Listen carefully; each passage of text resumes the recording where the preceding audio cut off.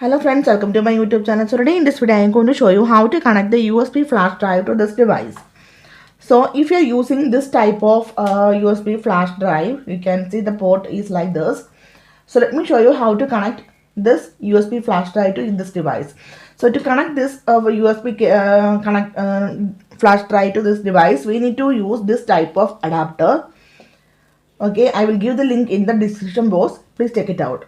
So here you can see the one side is like this port, and the other one is C type. Okay, so let me show you how to connect this one. First of all, connect the USB flash drive to this adapter like this.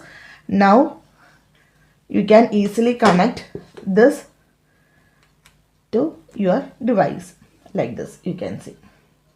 Right, now go to the files application, tap on browse,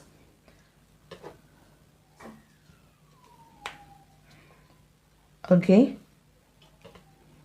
Now you can see the name of your USB flash drive. You can see here. If you tap on this one, you can easily transfer the data to the USB flash drive to your device, and also you can transfer the files from your device to the USB flash drive. So simply in this way you can connect the USB flash drive to this device in like this way. So hope you guys enjoy this video. Thank you for watching. Thank you. Bye bye.